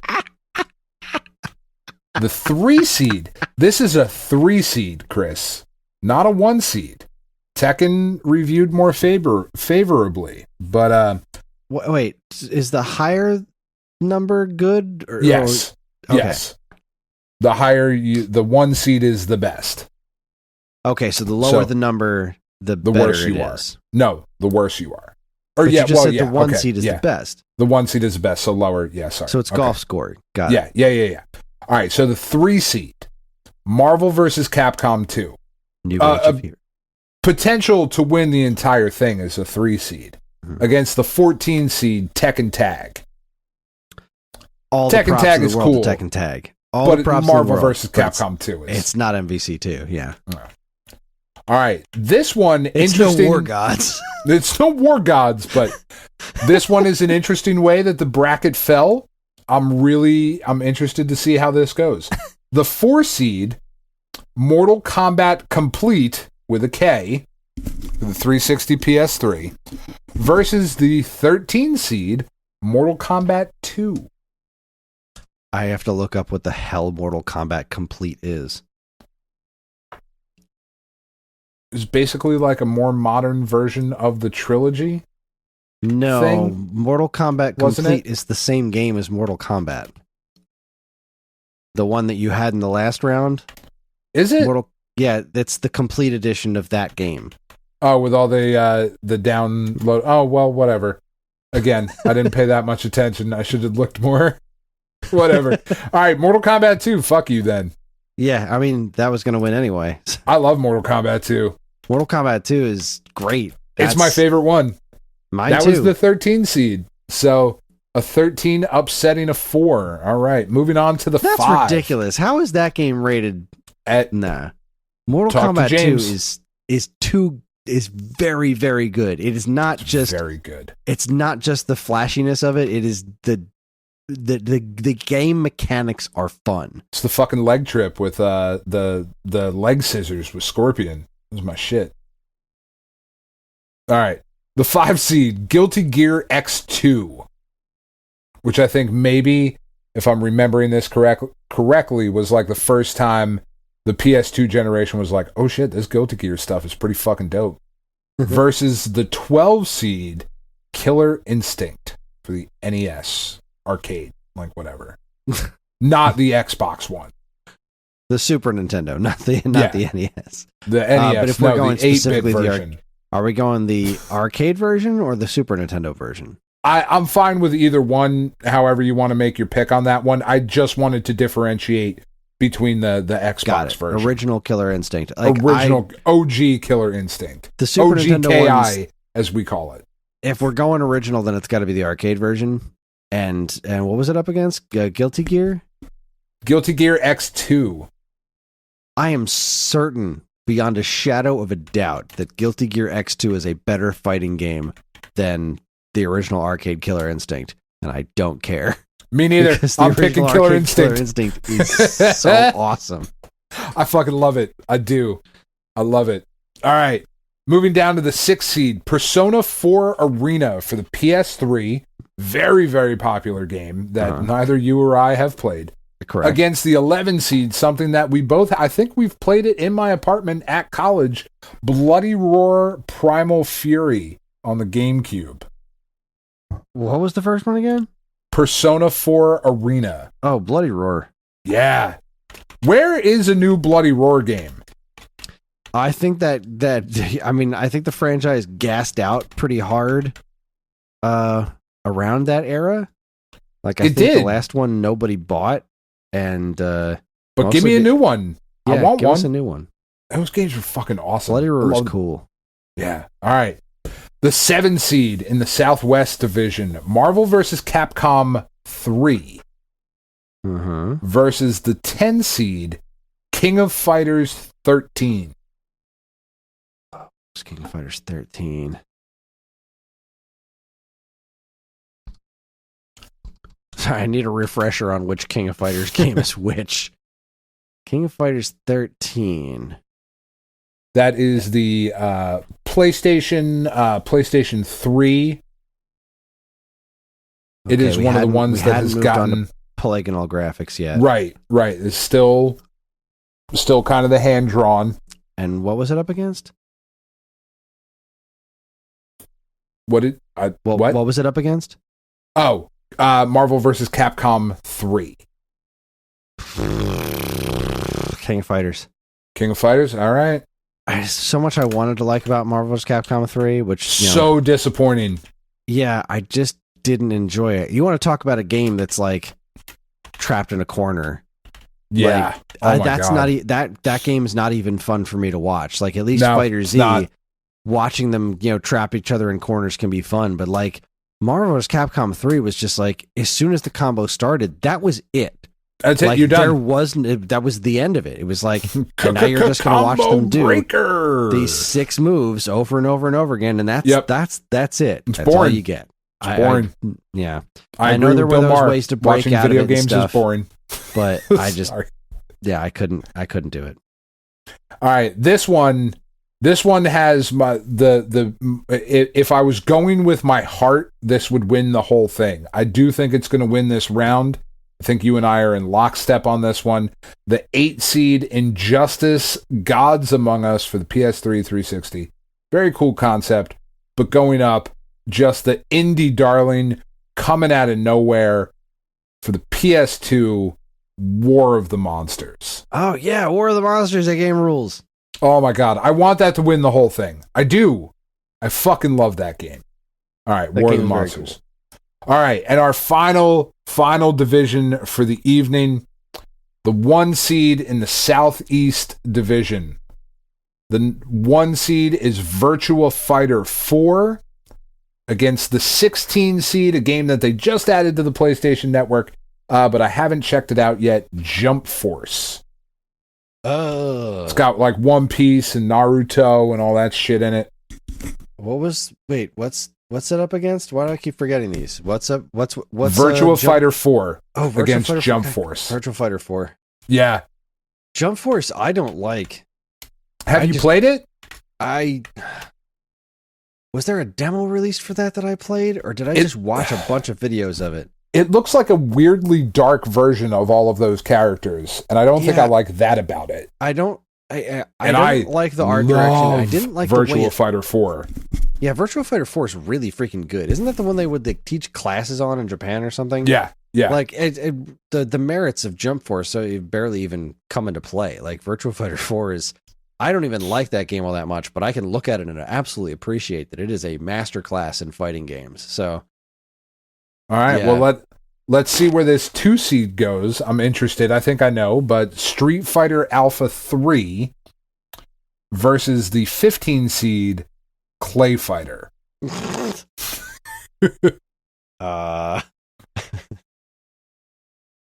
Clay Fighter's funny for like a little bit. Yeah, Street Fighter Alpha 3 is... Street Fighter Alpha 3 was labeled Street Fighter Perfection for a reason. It really was. That game's fucking great. Even vanilla Street Fighter Alpha 3. Yeah. Like we bring it all the way into like the home console versions with the more characters and stuff. I mean, the arcade version didn't even have a guile. But like... Yeah, no, we're talking the PlayStation version. That's the one that rated this highly. It's amazing. Yeah. Yeah. All right. Now this... There might be some pushback on this one as a fighting game, but fuck you. WWF No Mercy for the N64. That's a fighting game. Against Fatal Fury, the original for the Neo Geo.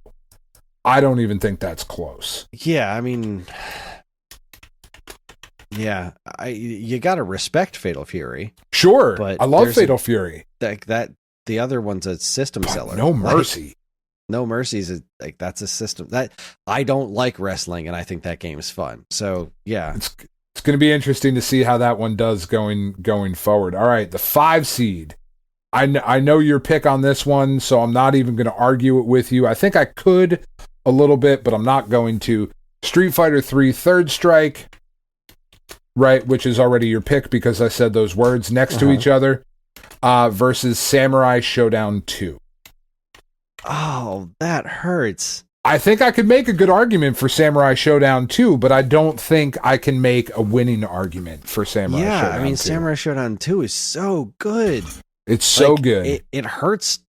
It hurts to do that, but I mean... It hurts to send it away. Third Strike is just... It's freaking legendary, but Samurai Showdown 2 is ever so slightly less legendary. Samurai Showdown 2 is better than so many of the games that have won their brackets. It is, but this is how the bracket happened. I read it out of order too. That was the 5 and the 12. I meant to do the 4 and the 13 first, but I saw Street Fighter 3, so I figured I'd get to it.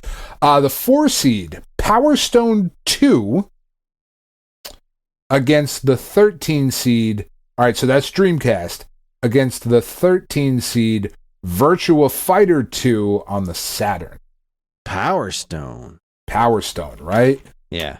Again, that's another one. I will scream to the high heavens about giving me my Star Wars fighting game based on the Soul Calibur engine, and I will scream to the high heavens about giving me a new fucking Power Stone game. I don't understand. I don't understand either because it's Capcom. Like, yeah, I don't anything. Get it.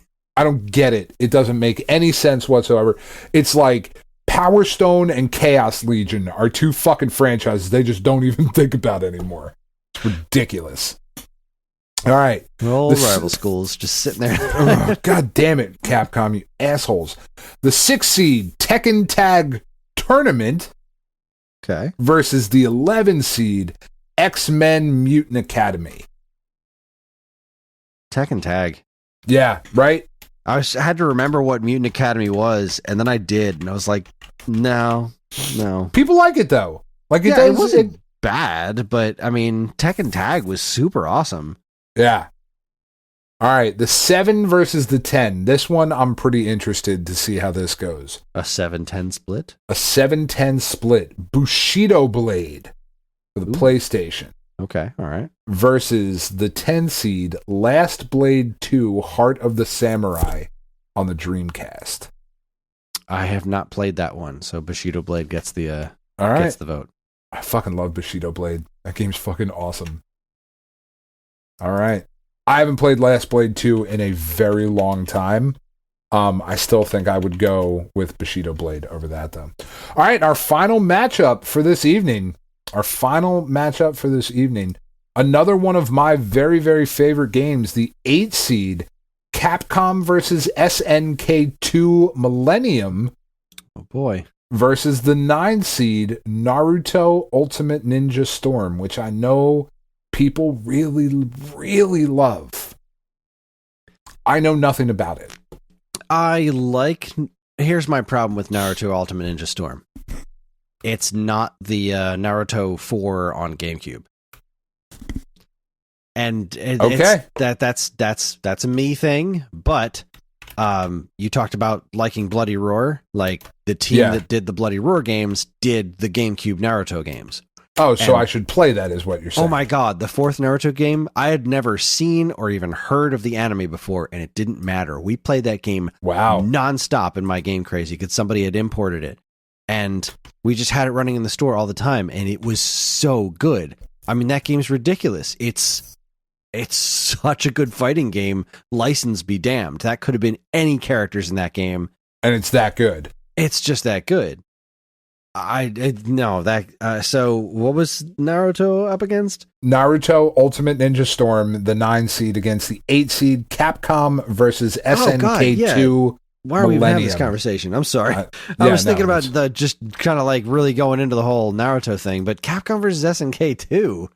Come on. Yeah, I fucking love that game. Love that game. That game, just not even on the basis of it being like super cool that those two had crossed over or whatever, but just like thinking about the way that game took into account the way the characters played from their specific games. Yeah. Like that you could play as Hayomaru and he would play just like he played in Samurai Shodown, complete with the Samurai Shodown mechanics. Yep. And like just put that game's genius. Game's dope. Yeah. It's dope. All right, we have got some really, really interesting challenges next week for the Thirsty 32, the Sweet 16, the Elite 8, and the Final 4. That is going to be a jam-packed show that we are going to muscle our way through. But I'm calling it there, Kris. That's our show. Join us next week for the rest of this year's Mania tournament. Agree, disagree with tonight's winners? Well, we're on most social media platforms, and if you want to get in touch with us, we aren't very difficult to find. All it takes is a quick look at our show notes, and you'll see links to our social media accounts, as well as all manner of other fun stuff, like a link to our namesake, StoneAgeGamer.com, the Geekade Patreon, which helps us keep this show running week after week, and more useful links than you can shake a joystick at. This show's theme song, Squared Roots, was written by Banjo Guy Motherfucking Ollie. You can learn all about his wonderful music and more by following the link to his YouTube channel, also in the show notes. And finally, as always, we'd like to thank our intrepid editor Evan and the woman behind the man Angie for making this show listenable for all you folks. We'd like to thank all you folks for listening in the first place. That's it, everyone. For Evan Goldstein, Angela Furnock, Chris Randazzo, the 1927 New York Yankees, and Dan Ryan, I am Dan Ryan.